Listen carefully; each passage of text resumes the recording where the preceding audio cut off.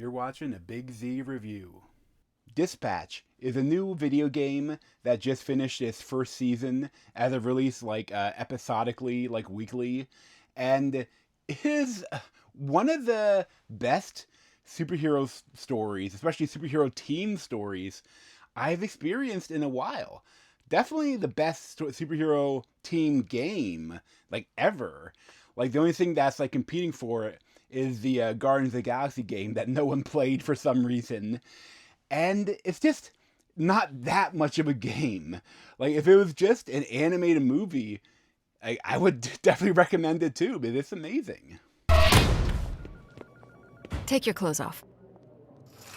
What's happening right now? It's better if you keep your identity a secret. Here.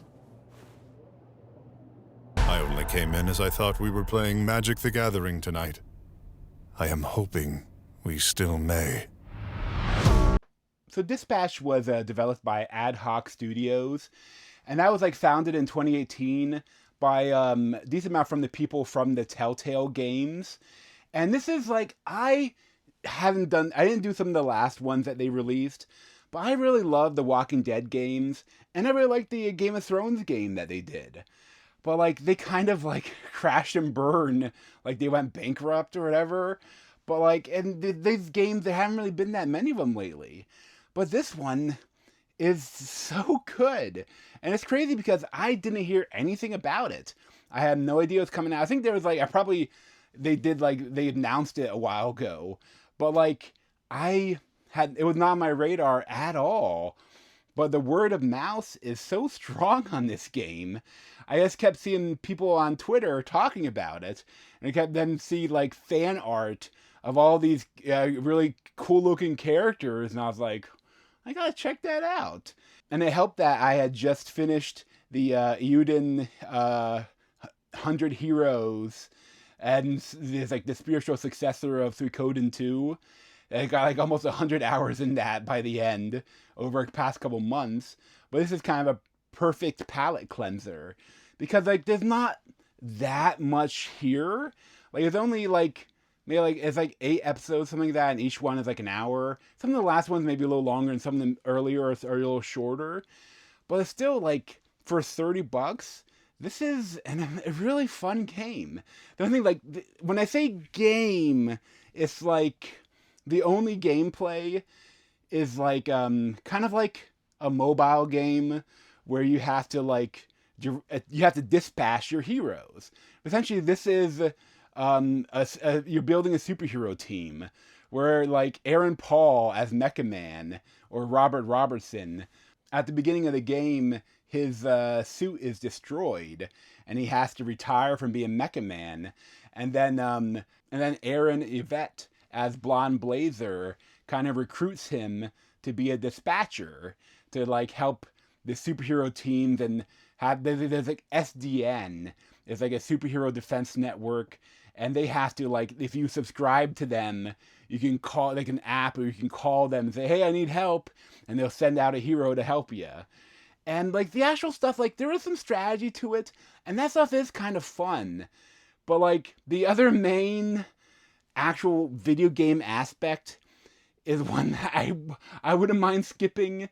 It's hacking. It's a hacking mini game. Another hacking mini game. And this one better than some, but it's still not fun, Especially, I will say, I turned off the there's a limit, when it gets stuff to get harder, they have these viruses you have to escape, like Pac-Man, but it's annoying. And so you can turn them off in the options though. I turned them off because especially once you get towards the end, something you have to a memory game too. You have to remember the passwords and put them in. Sometimes the controls will be flipped, and it's not horrible. It's just not amazing. And the other one is there's during all the cutscenes you have different prompts to do. But the one thing in the last one, there's so many prompts in the last big fight. And some of I'm using a controller, I'm on the PS5. So sometimes you have the analog stick to go a certain way, and they didn't like give me credit because at the end it didn't go all the way. I was like, oh, come on. But you can turn that off in the options. Like, I think there should just be an option that's just play me all the scenes and make the choice. This is like essentially you're making choices through this, and there's like the other main. All the heroes are great. The other main one is Laura Bailey as Invisigal, or Invisibitch was her supervillain name. But essentially, the idea of this is that because you're on the bottom of the totem pole, but also like Blonde Blazer sees something in you, she gives you control of the Z team. They're all like the Phoenix program, where these are all supervillains that want to turn over a new leaf and become a hero, have a second chance. It's funny, it kind of reminds me a little bit of the book series Saving Supervillains, which is pretty good. But this is like different than a lot of other superhero stories I've seen. Like, it is like all these characters are really interesting. You have Alana Pierce as a Malevola. She's like a demon, and it has like portals. And you have Sot Squad as Prism, as like a light-based hero. And you have Punch Up. There's like a miniature strongman. And actually is from the YouTuber Jack Skeptic Guy. And you have Phenomenon. You have Waterboy. You have Chase from actually Jeffrey Wright, the voice. You have Flambe. You have Gollum and Young Gravy. And you have Matthew Mercer is like the big villain. And you have Coop, and you have the Moist Critical as a hybrid Batman. And it's kind of cool, like a man-bat sort of thing. Like, he is like, once he has a successful mission, he turns into like a full like bat creature. And then the other one, he's much smarter, so like he have to like try to figure out like where to send him. And there is some strategy here. Although at the same time, it's also kind of annoying because it's like oh, you did a 78% chance. Oh, no, there's a failure. And think, oh, God damn it. But then sometimes you do one that's not very high likely to succeed, and it does. But like, that stuff is all fine. But the actual animation, the story of this superhero story where like Aaron Paul's Mecha Man, like his father was killed by Shroud, who was like a teammate of his, and he wanted to get your vengeance. It's a great story, especially with the surrounding like this super team, and like you have to gain their trust. And Invisigal is really good too, but like she is like, you don't know if is she good or is she bad. It's like there's a lot going on here, and I don't want to spoil any of it. But I love too that they're like all the different choices you can make. Like, I did one video before about talking about the dangers of the illusion of choice in video games like these, especially like in the Walking Dead Telltale games. Like, so often in those games, if you had a chance to save someone, and then it's like, oh, you saved them, and like, well, yeah, 50% of people chose not to save them, so they're definitely going to die in the next scene. And it's like, so like, what, my choices don't even matter.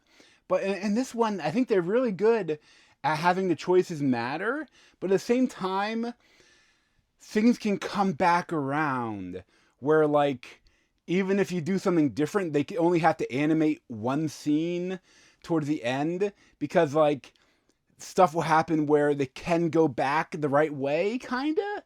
And I really appreciate that. The only two choices I feel like you make that completely change the story are like really important choices. So they still feel like they matter.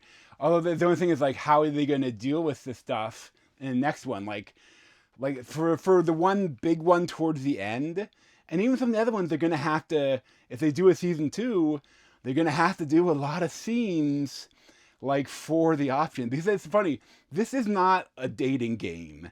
They could do a version of this, which is a superhero dating game that I'm sure a lot of people would absolutely love. But like, this is not that. This is more like The Witcher 3, where you have two choices of romantic interests. And that's, Invisigal and Blonde Blazer. And I went with Blonde Blazer for the original one, It's because that like big muscular woman that will fly around while carrying a Princess Carrie is pretty hot.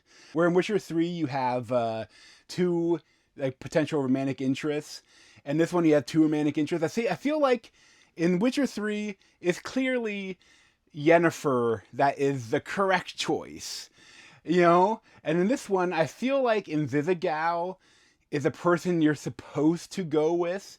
And it feels like from the percentage, each episode at the end, they give you a percentage of the choices, like, oh, how do you compare to everyone else? And it's like, it's clearly leaning towards the Invisigal. And I can definitely see why, because she is the more interesting character. But I really like Blonde Blazer. But the Invisigal storyline is like so central to the plot. And there's a lot of character depth and character growth that you can do with her. So I can really understand why. And I think this is one where I'm definitely going to do a second run, making some different choices. But, you know, I just really love this. I hope that they make a season 2. It sounds like it's doing really well, so they're definitely going to do a season 2. And I will say that, like, I played in PS5. I feel like some of the mini games might have been better on PC. But at the same time, like, this clicking, like, doing the dispatching, you have to go through with the D-pad or the analog stick, and you have to try to go back up to the one you want, and it's kind of annoying. I feel like that was kind of meant for either a touchscreen or a mouse clicking on a different stuff. But still, it was great on PS5. I'm sure probably a little better on PC. But I would just highly recommend it. Like, there's just like everything you would want from a superhero story, a superhero game. The only thing I will say, I would love a little bit more gameplay. Like, because, I mean, the thing is, I know it's tougher to do, but this is just, like, fully animated. But, like, even if they didn't want to do, like, actual fighting or stuff like that, even some sort of thing where, like, in between scenes, you could go around the SDN office and talk to people and get a little bit extra dialogue, and like a Mass Effect. You know, in between missions, you go around the ship and talk to all the different characters. I would love something more like that, where you could expand the discussions and the team building, and you could do more stuff like that. I would love some even more specific missions or some other ways to help the people. But at the same time, that like this this is only season 1. They didn't say dispatch. It's dispatch season 1. So I think it's definitely going to be a season 2, and I really look forward to see what they're going to do next. Like, I'd probably give it like a 9 out of 10. I think I can't give it a 10 out of 10. Like, the story is a 10 out of 10. The game is probably like an 8 out of 10, the gameplay. So I think I average out to a 9 out of 10. But thanks for watching. If you want to see more of me, you can subscribe down below. Thanks.